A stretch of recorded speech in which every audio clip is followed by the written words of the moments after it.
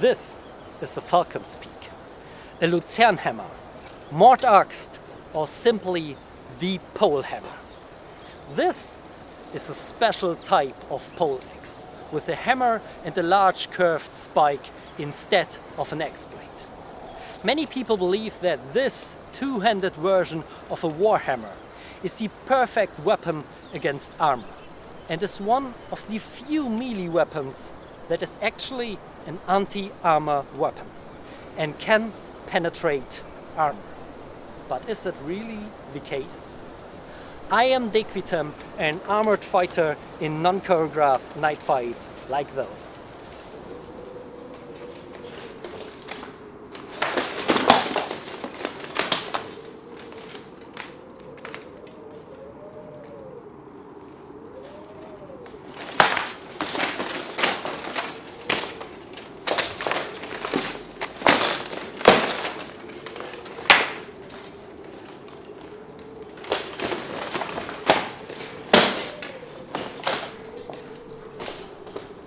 Most people know that swords cannot cut through mail and plate armor, nor do heavy war flails, morning stars and maces, as we have proven in previous tests.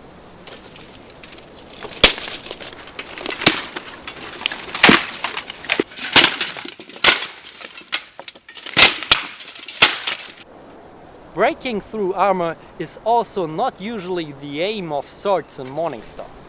Rather, they were used to pierce and strike through gaps in armor, or to throw the opponent off balance, knock him to the ground, and then end the fight with a narrow blade.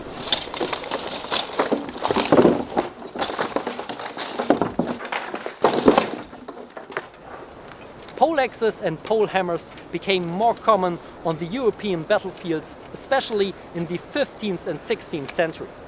One of the most common assumptions is that the poleaxes and polehammers of the late Middle Ages were anti-armor weapons, which were among a few weapons that could penetrate armor and therefore became increasingly popular.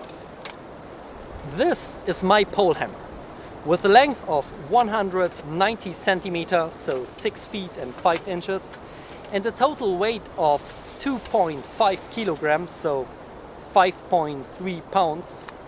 This two-handed warhammer is one of the larger representatives of original polehammers. Only the metal head is 1.2 kilogram, so much heavier than a one-handed bec de corbin or warhammer.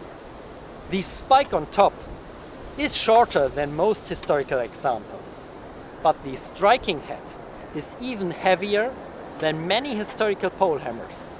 The spike in front is 20 centimeters long and can easily reach the heart or crush the skull. So I expect that this weapon will perform equal or better than most historical examples in our test. Let's see if these spikes or the hammer can penetrate plate armor. This is a shoulder plate of 0.8 millimeter steel. It was hardened, but it failed, so I still can bend it and it will flex only a little bit. So it's not the best quality hardening, and there are some cracks in it here. So if we test this kind of armor, it's not cheap, but it's not high quality armor. So this time, I learned from the last test, this time it sits tight. There's a little bit of flex in it from this tree, but it can't fall off. So let's test this. Not good. Good. Good. Good. Good.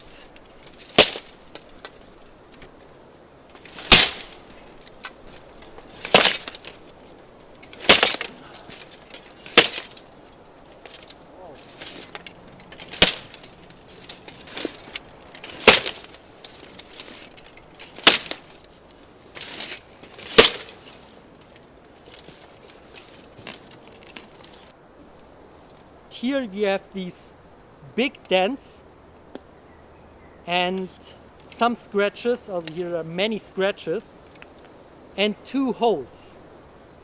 One from the top spike and the other from the front spike. It's only 3 millimeter in the inside, so there's no big problem. The other ones are only scratches and minimal, so no problem at all. And now the helmet.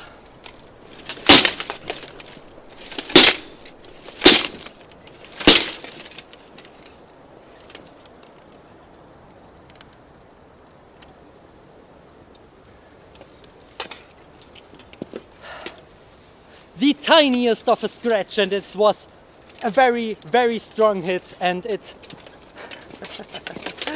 bent my hardened,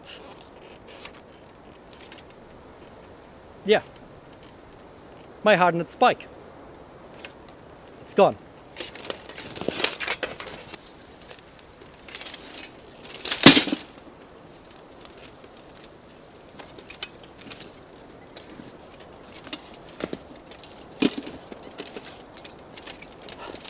With the perforation, it's a little bit bigger than historical holes.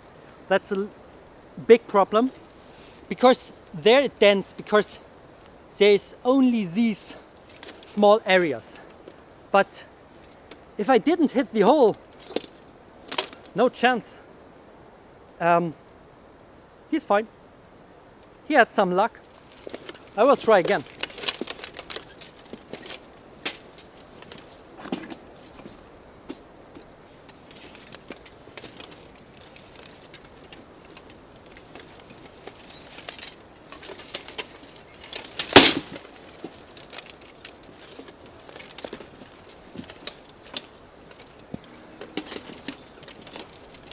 Now I hit it here. It tears dig in the hole, but didn't rip it. Of course it didn't rip it. It's a little bit dented, but he would be safe from the other side, even with the historical shape where it's more narrow to the face than this big helmet. The thickness of the steel is only 2 millimeters, so historical accurate, but of course it's modern steel. But this, with water hardening, can fit to some high quality historical steel armor. And of course the rest are only scratches, so it destroyed my polehammer, but didn't work to get through the helmet. This is something special. This is iron. Of course it's not hardened, but it's forged traditionally.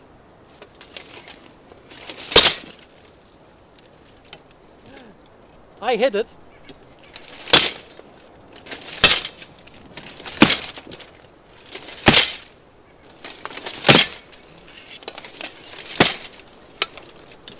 And here's the lowest quality armor. It's bent backwards, so it pushed the full form inside, and this one has got new holes. These 2 in the middle are for attaching these to the shoulders, but this hole, this hole, this hole, and this double hole, and this big dent wasn't there before. And these holes are big enough for 1 centimeter inside. It will not kill.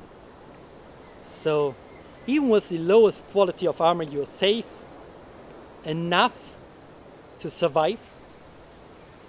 You will have broken bones, because this don't transfer the force over the whole body. This is not enough, but you can survive. So this is exactly the same chainmail that I have over 2 years in my armpits and saved me from blunt weapons without repairing it once. But today I expected to rip off, to get pierced by the spikes.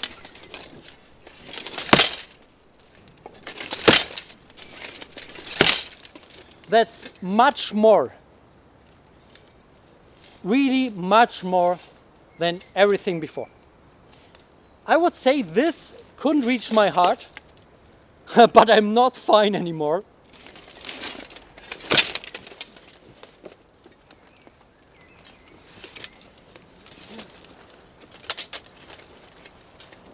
It's a straight spike and it's still hard to get it back.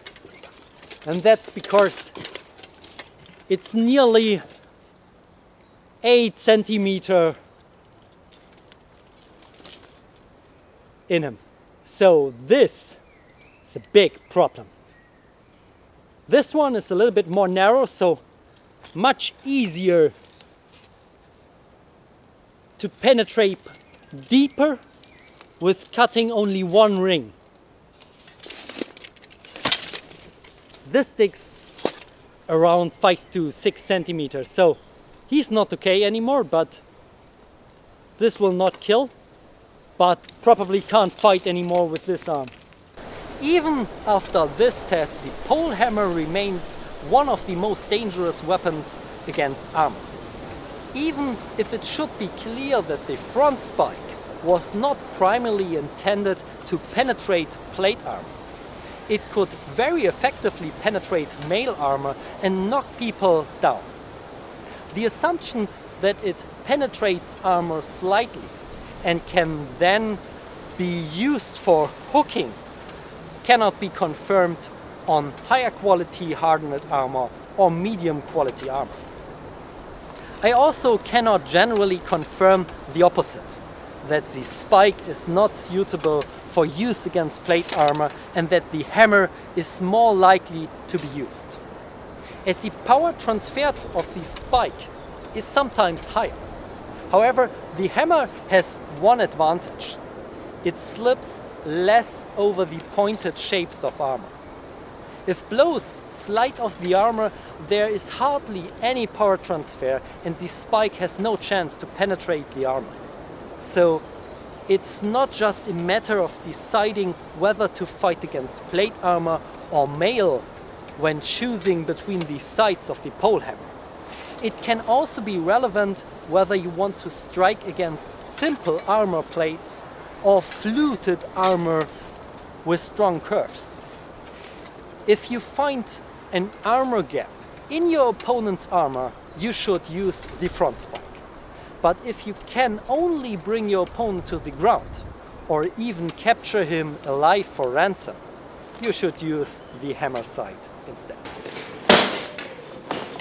Although the polehammer cannot penetrate armor plates, it is clearly a weapon designed to fight armored men. It is too heavy to be used against unarmored men and is not nimble enough compared to a sword or spear. While Talhofer's fencing book shows unarmored combat with polehammers, I have my doubts that this represents a true duel without armor, nor does it represent the use of polehammers in unarmored combat as common. There are several sources of armored duels with polehammers, but here too the spear and half-swording and dagger dominate as dueling weapons. There are no doubt that the polehammer was an effective weapon in duels. When the butt spike is pointed forwards, it acts like a short spear with the hammer and a spike for close combat.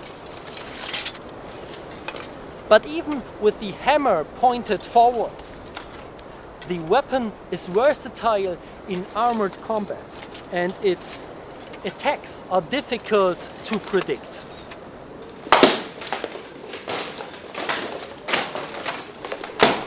However, the polehammer was undoubtedly used most often in combat on foot on a battlefield. Only on a battlefield it is possible to strike such heavy and far-reaching blows at an opponent without being blocked. Lower quality armor is also more common on the battlefield. A knight is unlikely to take part in a duel to the death with unhardened armor on which a polehammer could punch deep holes. Many poleaxes have an axe blade and not a spike like this polehammer. This is a poleaxe with an unsharpened axe blade. Many historical axe blades for war had a blunt edge. The blunt edge could not be damaged by armor, and its purpose lay more in hooking and stabbing. If you decide in favor of a poleaxe, you trade the effectiveness of the spike of a polehammer against mail armor for the control of the hook of the poleaxe.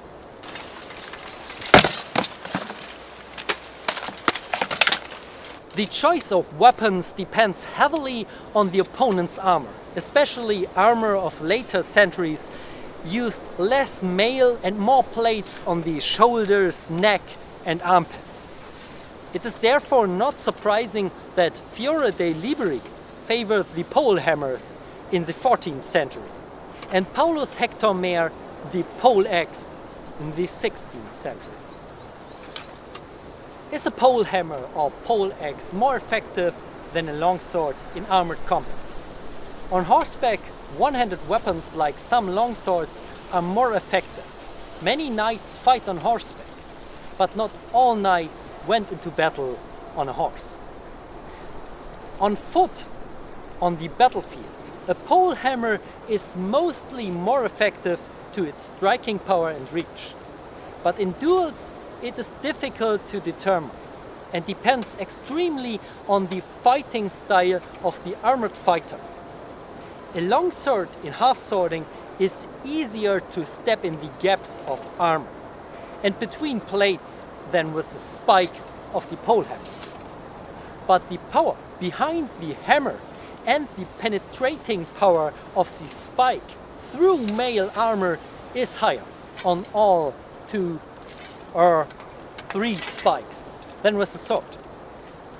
A longsword is excellent on quickly and repeatedly stabbing at the opponent's armor gaps and can slip much more easy into the gaps between plate than these spikes. But even with the use of the longsword in Mordschlag and as a lever in wrestling, the polehammer or the poleaxe provides more variations of attacks in armored combat, because it can strike more effectively. And there are many ways to strike an armored opponent.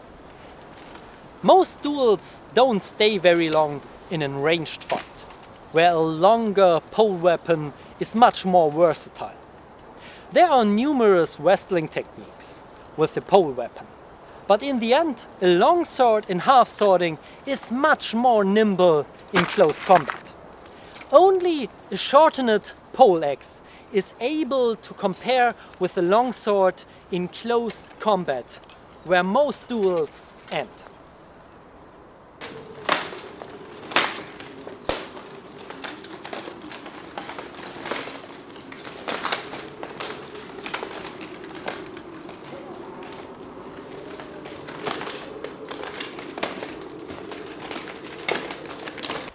Is it safe for us to spar with these? Of course not. It is not possible for us to train safe with these weapons, as we always aim for the gaps in armor to land theoretically fatal hits, and this could make it fatal for real. We target the male parts of armor, and the polehammer can penetrate them. Even if the armor plates pass the tests, there is always the risk of hitting a weak point from the hardening process. Although that is not a reliable target in a duel, so that a historical knight would certainly not have aimed at the breastplate with the intention of penetrating it, because you don't know where this weak point could be. And maybe there is no weak point. A knight would have aimed at the gaps of armor with the polehammer. This does not mean that it is completely safe to hammer this spike into my breastplate. Probably, but not 100%.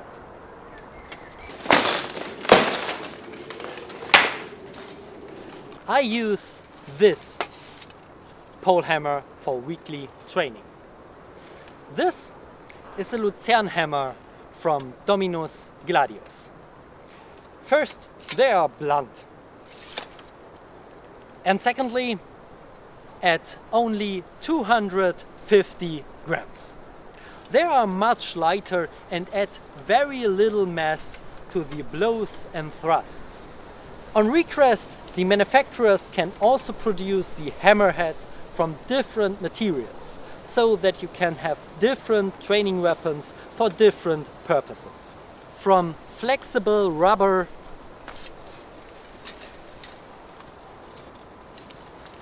to hard plastic,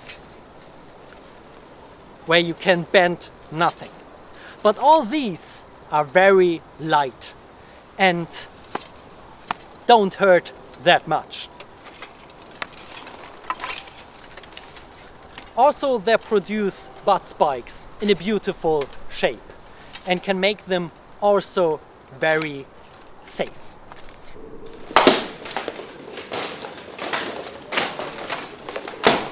If you are interested, you will find a link in the video description. Then, thanks for watching, stay safe, and don't kill your friends. Bye bye. This is against shaming.